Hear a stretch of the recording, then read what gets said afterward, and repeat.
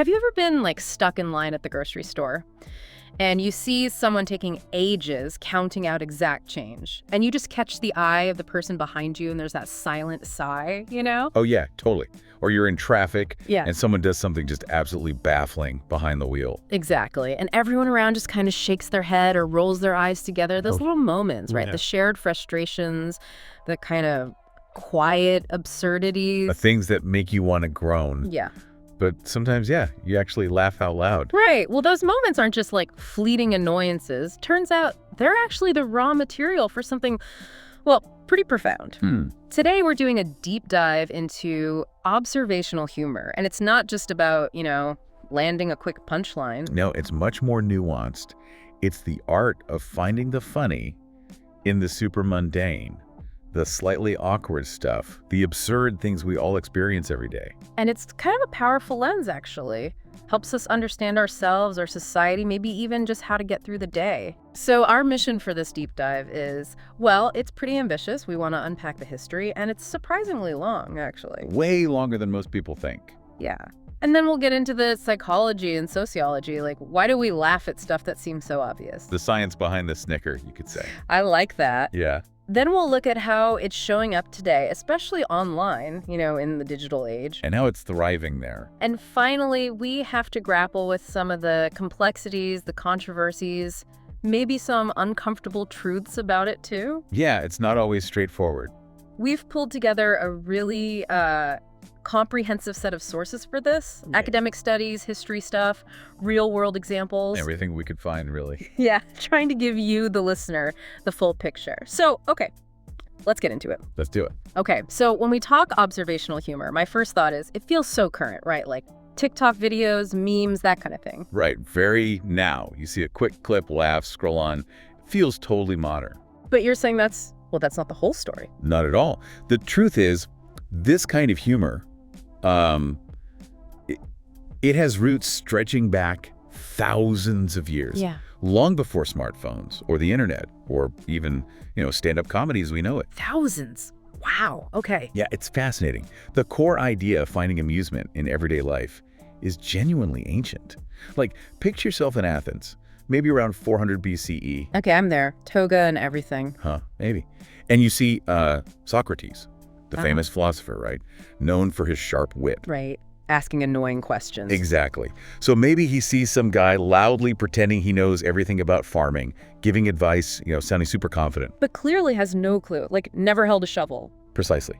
And Socrates just maybe chuckles quietly, makes a little pointed comment about the guy's act and the crowd around. They get it instantly. They recognize that everyday hypocrisy, someone bluffing about something they don't know, and they just erupt in laughter. Okay. So it wasn't a setup joke. It was just seeing something ridiculous and everyone getting it together. Exactly. That shared recognition of irony, of human flaws, just from observing. That's the essence of it, right there at its birth. Finding the funny in how weird or inconsistent people can be day to day. Okay, so it starts way back. How did it, evolve from there? Yeah. Well, tracing that line shows a really cool evolution. It shows how timeless the appeal is across different times and places. Take ancient Greece again. Okay. You've got Aristophanes. People call him the father of comedy. His plays were just packed with observational stuff. So not just jokes, but observations. Totally. In plays like The Clouds, he wasn't just telling gags. He was satirizing the daily routines of Athenians, their little hypocrisies, mocking their social norms, even calling out political stupidity. Like what kind of things? Well, he might show a character, say, struggling with debt, something everyone understood, trying some absurd new philosophy to get out of it, only to have it backfire spectacularly. It was deeply observational. Holding a mirror up to the audience, showing them their own lives, their quirks, the politics of the day, making them laugh at themselves, really. That makes sense. So it wasn't just on stage then? No, it pops up strongly in Roman satire, too. Maybe around 100 BCE to 200 CE. Figures like Juvenal. Juvenal, okay. He was basically the original, grumpy urban commentator, always pointing out the annoyances of city life in Rome, the way people showed off. Seriously, what kind of stuff? Oh, it sounds incredibly modern when you read it. He complains about the noise, the crowds, the chariot traffic jams. Chariot traffic jams, love it. Right. Snobby dinner guests. people flashing their wealth ridiculously. It's amazing how people were complaining about the same minor irritations 2,000 years ago. That is wild, the timelessness of being annoyed by other people. Pretty much. It's baked into the human experience, it seems. Okay, so Greece, Rome. Where next? Did it disappear in the Middle Ages? Not at all, just changed form. You get to the medieval period, and you have the jester. Ah, the guy in the funny hat juggling. Well, yes, but they were often much more sophisticated than that cartoon image suggests, and their job was actually pretty dangerous. Dangerous. How so? Because their humor had to be observational. They weren't just telling random jokes. They were often the only ones who could get away with telling veiled truths about court life. Like what? Criticizing the king. Subtly, yeah. Mocking royal quirks, the weird habits of the nobles, the silliness of court rituals. But they had to be clever about it. Navigate those really dangerous social hierarchies. So they had to observe really closely to know what they could make fun of without, Exactly. Without losing their heads, potentially. Maybe a jester does a clumsy dance that just happens to mimic how the king walks awkwardly. Oh, risky. Or tells a story about a foolish knight that everyone knows is really about Lord so-and-so. Their survival depended on sharp observation and timing, making the powerful laugh without pushing it too far. A real tightrope act. Wow. Okay, that's a different angle on jesters. Did it move into writing too? Oh, absolutely. The 18th and 19th centuries saw observational humor just flourish in literature, maybe even reached new levels of, subtlety and depth. Who are we talking about? Think of someone like Jane Austen. Her dry wit is just incredible. She captured the tiny details of social awkwardness, the really rigid gender roles, the class stuff, all through sharp dialogue and character interactions. Like in Pride and Prejudice. Exactly. That excruciating politeness, all the things left unsaid, when Mr. Darcy and Elizabeth Bennet are sizing each other up across a room. Austen saw and nailed those unspoken roles, the tiny mistakes that mattered so much back then. Her novels aren't just romances, they're brilliant observational comedies about society. Yeah, you really feel that awkwardness. Or think about Mark Twain. His humor was all about observing human nature, American society, pointing out the hypocrisy. Right, like in Huckleberry Finn. Yeah, or satirizing travel writers. Yeah. And then Charles Dickens, creating all these vivid, eccentric characters that highlighted the struggles, the weird habits, the grim realities of Victorian London. So their humor came from really seeing how people behaved. Definitely. It wasn't just funny. It was deeply insightful commentary, always rooted in observing daily life and how people interacted. Okay, so this long tradition leads us into more modern times, right? Like stand-up. Precisely. This rich history flows right into 20th century stand-up, Yeah. which is probably where most people today think of observational humor. You've got the icons. Like who? Seinfeld, obviously. Seinfeld is the king, for sure. But also George Carlin, breaking down everyday language and society's weird rules. Richard Pryor, finding humor in the raw, sometimes uncomfortable truths of his own life and community. Yeah, Pryor was groundbreaking. Ellen DeGeneres, with her gentle, relatable takes on dating or just daily frustrations. They all took seemingly boring topics: grocery shopping, airline food, family dinners, weird street signs. Stuff everyone experiences. Exactly. And turned them into stages for reflecting on society and making huge audiences laugh. Seinfeld, especially, built his whole career on pointing out the little things. The stuff everyone notices, but nobody really talks about until he says it. What's the deal with? Classic. Right. And here's a cool little historical nugget that kind of bridges the gap between literature and modern media. In 1948, BBC Radio aired what many consider the first slice-of-life observational skips. 1948. What were they like? Super simple, actually. Just characters dealing with everyday British problems back then, Yeah. like trying to get a cup of tea when it was still rationed after the war, or the classic awkwardness of silently waiting in a queue. Huh. Queuing is definitely a British stereotype, but yeah, relatable. And audiences absolutely loved it because it mirrored their own lives so perfectly. It created this powerful sense of recognition, this shared experience, like we're all dealing with this slightly rubbish situation together. That feeling of it's not just me. Exactly. That shared recognition is so crucial.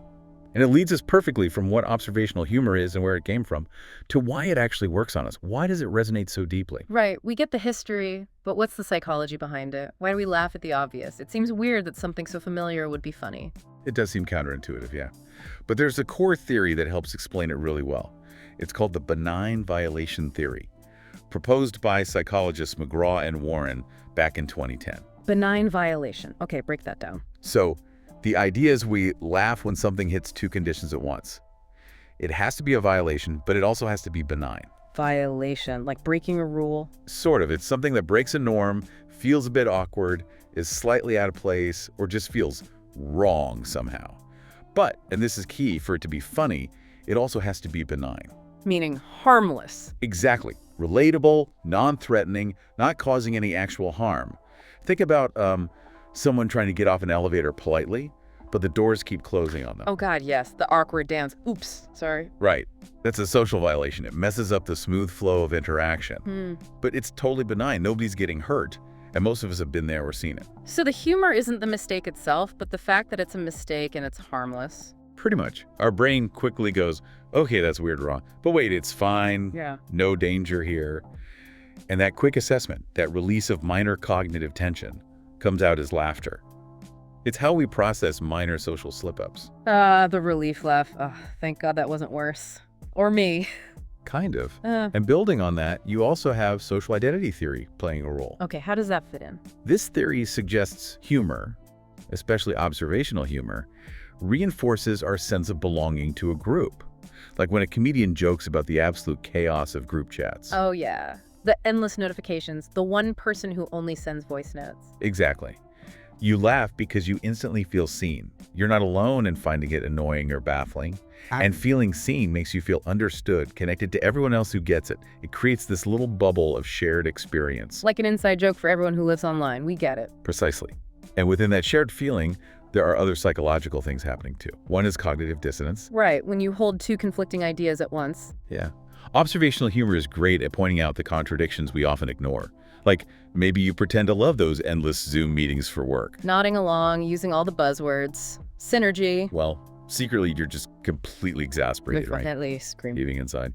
Humor brings that conflict, the public face versus the private feeling, out into the open in a funny way. It lets everyone collectively admit, yeah, this is kind of ridiculous, isn't it? It validates that inner voice saying, this is nuts. Okay, that makes sense. And you mentioned a social mirror effect. Yes, this is where laughter acts as validation. We often laugh hardest, sometimes with relief, when a comedian says something we've thought or noticed, but we're maybe too polite or unsure to say ourselves. Like complaining about someone standing too close in line. Exactly. When they finally articulate that quiet frustration, you feel validated. Yes, that's it. Someone finally said it. It's like seeing your own silent thoughts reflected back at you and knowing others feel the same way. A collective, phew, I'm not crazy for thinking that. And that leads straight to catharsis. Observational humor provides a real release of tension, especially over those small, everyday annoyances that build up. Like slow walkers. Or people who overshare at family dinners. Oh, definitely. Those things can genuinely get under your skin, right? Build up low-level stress.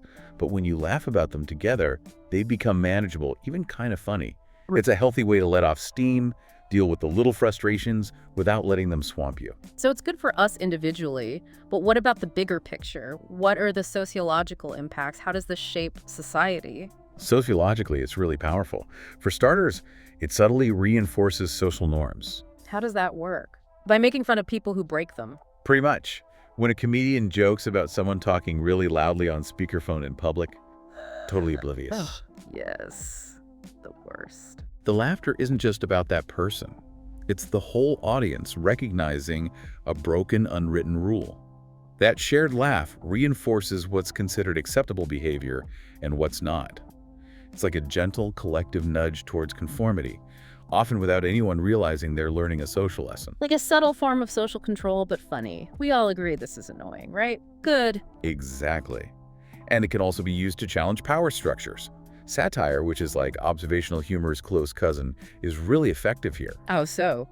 By exposing the absurdities or hypocrisies in bureaucracy, politics, or authority figures, it lets people critique power without direct confrontation. A sharp observational joke about a ridiculous government policy or a politician's gaffe can sometimes resonate much more widely and deeply than a serious article. Because it's accessible, everyone gets the joke. Right. And finally, it creates what you could call tribal intimacy. Shared laughter is amazing at bonding people, even strangers. Like at a comedy show. Yeah. Everyone laughs at the exact same moment at a joke about, say, struggling to build IKEA furniture. That instant shared feeling creates a connection. It's like saying, hey, we're all in this group that gets this specific weird thing about life. Yeah. It fosters a sense of community without needing deep conversation. That's a really nice way to put it. A shortcut to feeling connected. Okay, so we've got the psychology and sociology. How does this all play out now in the digital age? Well, this mix of psychology and social dynamics explains why observational humor isn't just, surviving online. It's absolutely thriving. Right, it seems perfectly suited for quick videos and memes. Totally. It's become both really potent social commentary and kind of an essential emotional balm for people dealing with today's world. An emotional balm. I like that. So who's doing this well now? Oh, loads of people. Yeah. Today's TikTok comedians, YouTube Shorts creators, people doing Netflix specials like John Mulaney or Bo Burnham. They're masters of adapting it to quick formats. Yeah, Burnham's Inside was basically entirely observational about lockdown life, wasn't it? Exactly. And it works on those two levels you mentioned. It's sharp commentary on modern life, online dating, remote work madness, but it also gives people that moment of shared understanding, that relief. Okay, it's not just me feeling this. So needed right now. What are some of the big themes popping up in modern observational humor? Well, a huge one, especially online, is first world problems. Those minor inconveniences that feel huge in the moment, but are objectively trivial. Like your Wi-Fi lagging during a big presentation or running out of oat milk? Precisely. The Yeah. agony.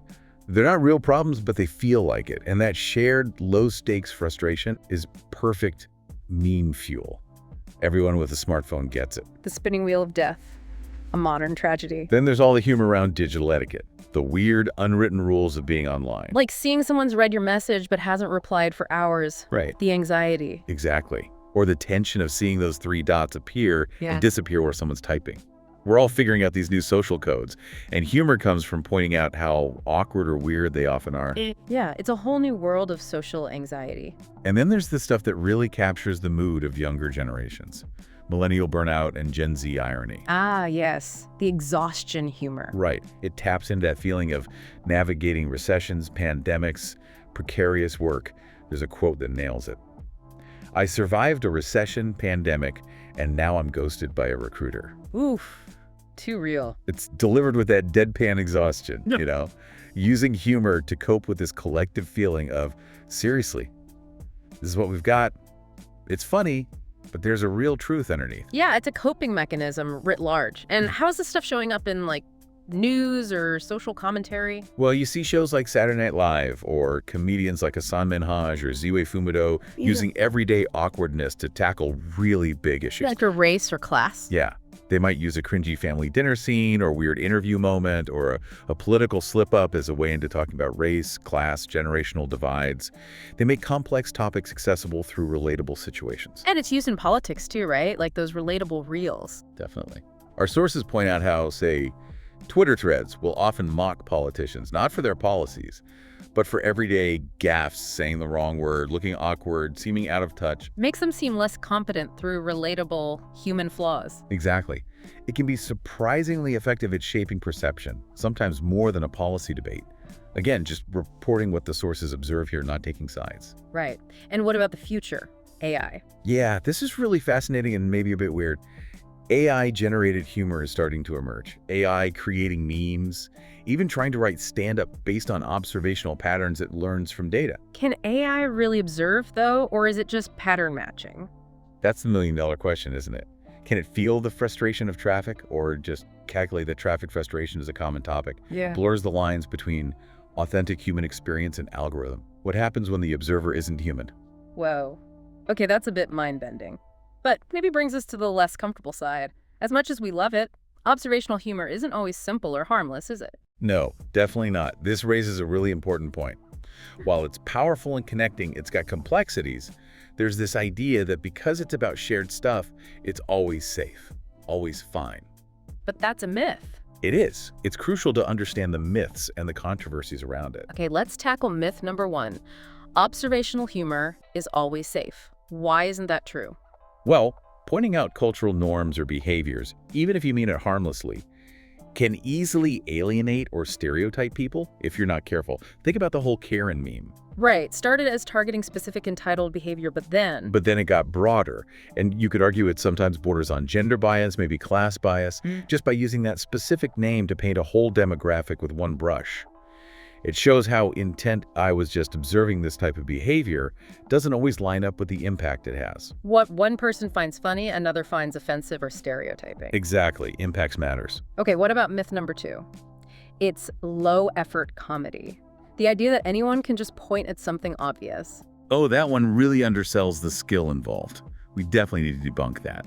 Crafting good observational humor that's universal but feels fresh and insightful, is actually really hard. It requires more than just seeing something. Way more. It needs keen insight, noticing the tiny details others miss. Then you need the skill to articulate it perfectly, the right framing, timing, word choice to make the ordinary seem hilariously extraordinary. Great observational comedians make it look easy, but that's the mark of their skill, not a lack of effort. It's a craft like any other form of comedy. Okay, so beyond the myths, what are the main controversies that tend to crop up? A big one, especially now, is cultural appropriation of humor.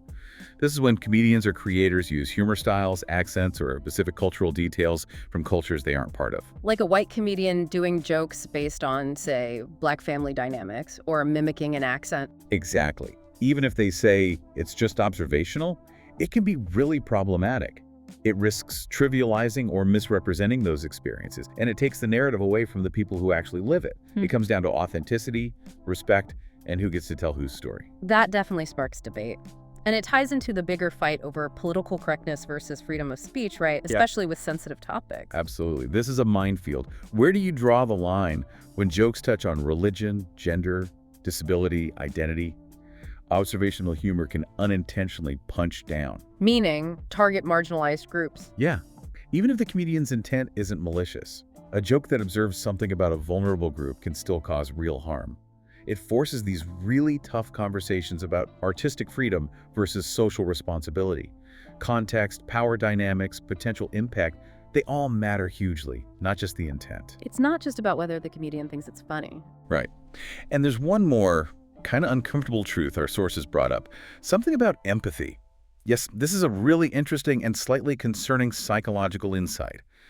Some psychologists suggest that observational humor might, in some cases, actually reduce empathy. Reduce empathy? How could laughing together do that? The idea is, if we constantly normalize certain antisocial or slightly problematic behaviors by framing them only as funny or relatable, without any critical thought. Like laughing at manipulative behavior just because it's common. Exactly. We might become desensitized to the actual negative impact of that behavior. Laughing at it might make us less likely to challenge it or less likely to empathize with people who are genuinely hurt by it. It turns something potentially harmful into just relatable content. Wow. So laughter connects us, but we need to be mindful of what we're laughing at and why. It carries a responsibility. It really does. These complexities show we need to engage with humor thoughtfully, which leads us to ask, what can we learn from the experts, the voices really shaping how we understand this? And how do these ideas look in real-world examples? Right. So we've got the history, the psychs, controversies. What do the big names, the experts, actually say? And how does it play out in stuff we've actually seen or heard? Let's look at some guiding insights and concrete examples. Okay, let's start with Jerry Seinfeld. King of the form, arguably. He's that great quote. Comedy is simply a way of pointing out how insane things are without being institutionalized. Huh, I love that. What does that tell us about his approach? It shows he sees the inherent absurdity in everyday life, right? The insane in the mundane, how people eat cereal, dating rules, getting a bill. He just points it out, gently, precisely, without judgment.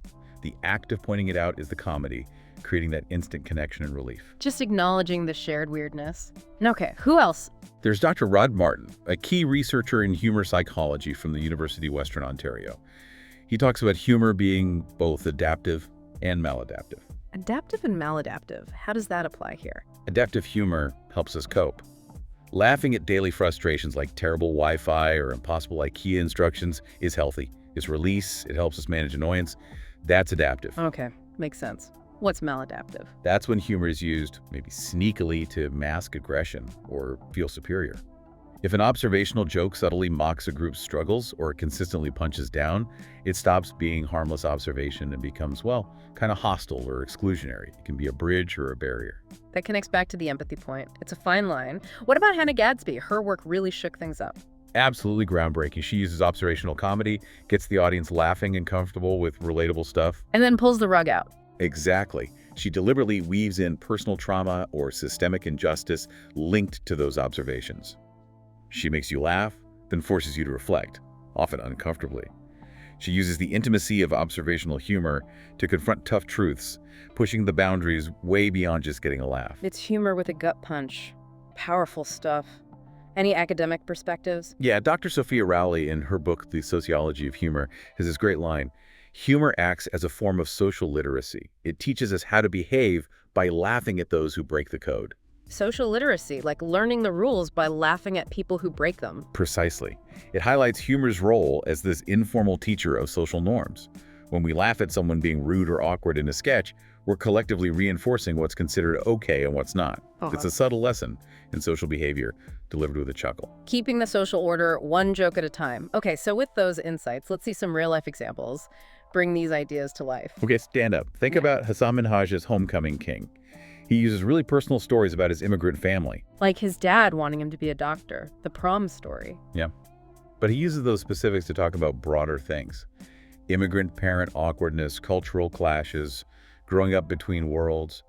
His personal observations become universally relatable for anyone who's navigated similar divides. It connects the specific to the universal. And Bo Burnham's Inside. A perfect example for our times.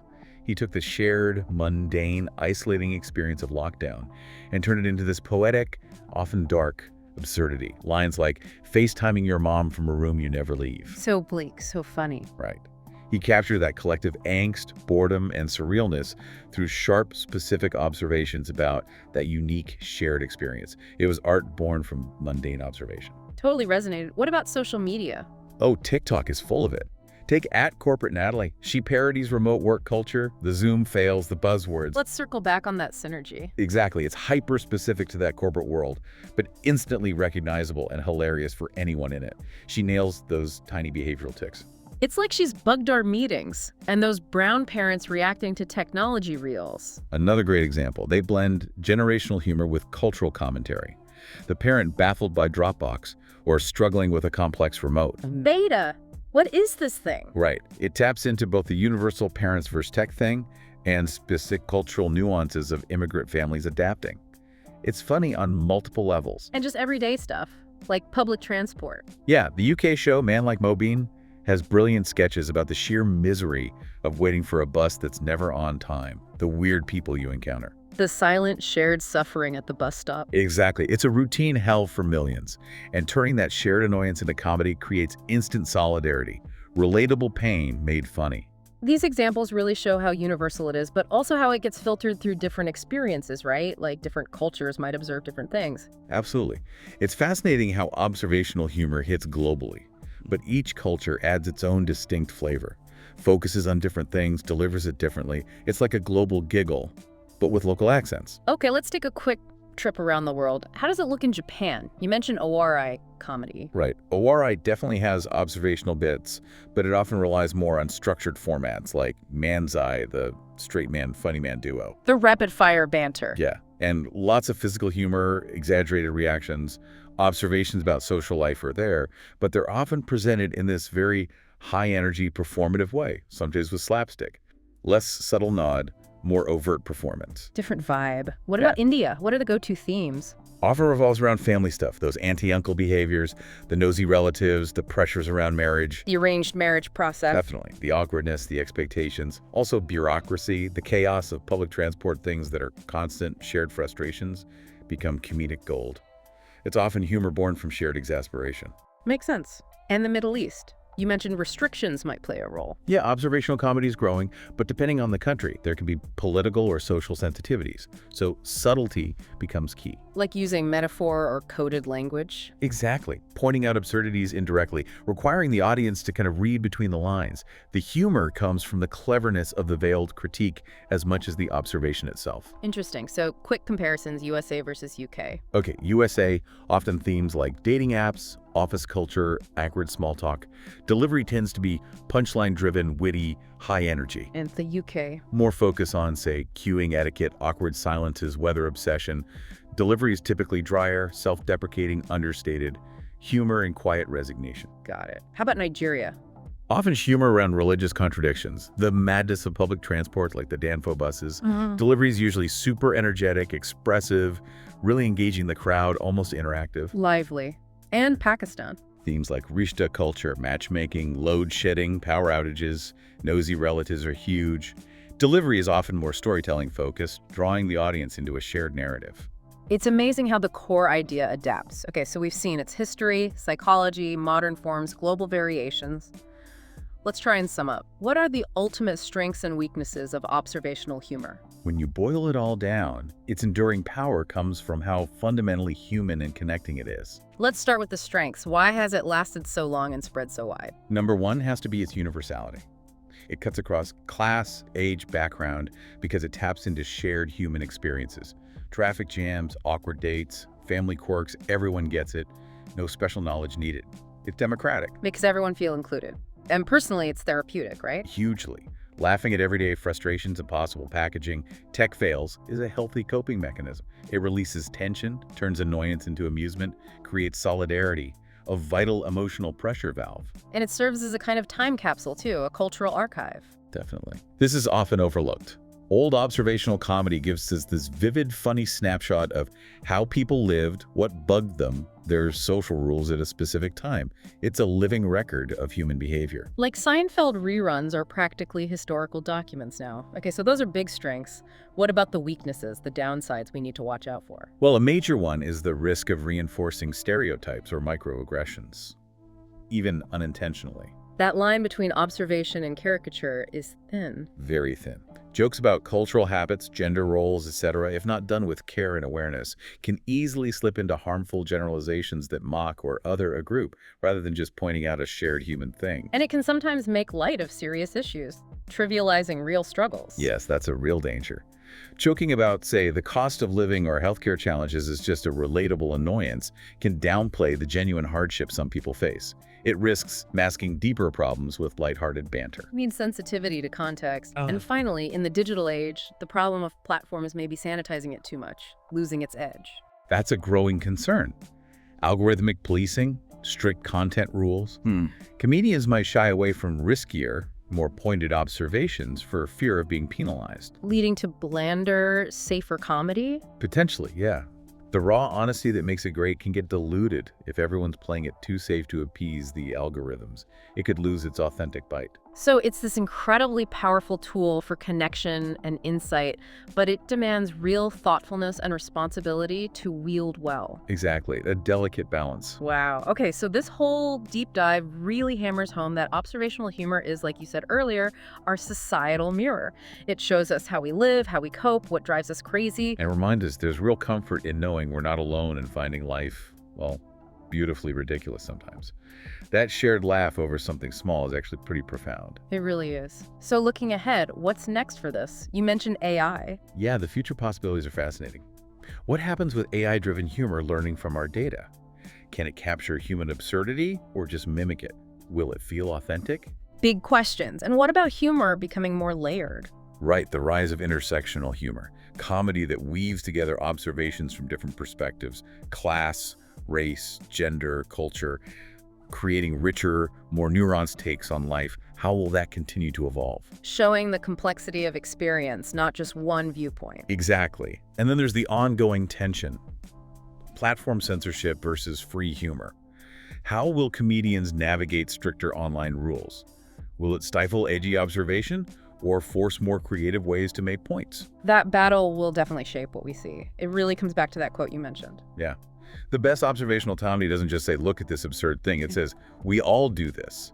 And isn't that beautiful or ridiculous? Perfectly put. So maybe the final thought for you, our listener, is this.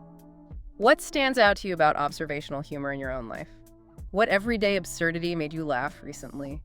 And what did that little moment of laughter maybe tell you about yourself or about all of us? Keep observing, keep laughing. There's insight in the ridiculous.